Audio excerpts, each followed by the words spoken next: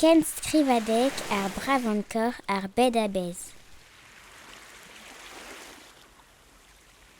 Ken skrivadek zo aouzet et touez an olwenet sakr bed a bez.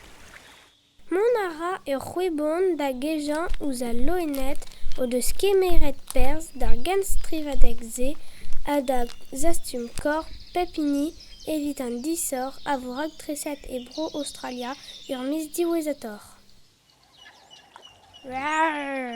Me eo an hini bravankor bed pegour an arouez, an erzh hag ar galoud embro. Me eo an hini bravankor bed pegour an arouez, an erzh hag ar mi binder embro. Me eo an hini bravankor bed pegour an arouez, an erzh hag ar galoud embro.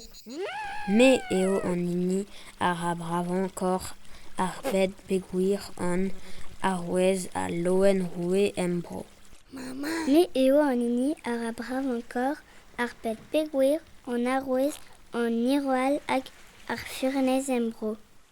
Ur vechechu tro ar bed ar c'hwebon en em voda ara an olwened en ur c'hoad e bro Australia da c'houzout disor ar genstrivadek. Pan, pan, pan, diwalit, ur chaseour, pan, hag an olwened da derel kuit. Riskla a ra en ur lakat e droat, deou var kor ar vaout, e fusil e gwez var inni ar vuor, ez an kleiz e kor ar jaguar, e zaoulin e kor ar raz, hag e fri e kor an olifant. Irio vez anavezet gant an ol eo ar chaseour kor bravan ar bed. Diben an istor. Miau, miau, miau, miau, miau, miau. Waouh! Wow!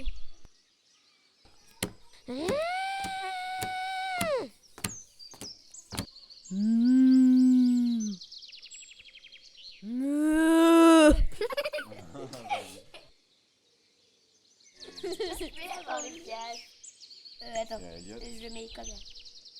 Ouais, voilà. Ouais, pas mal, pas mal.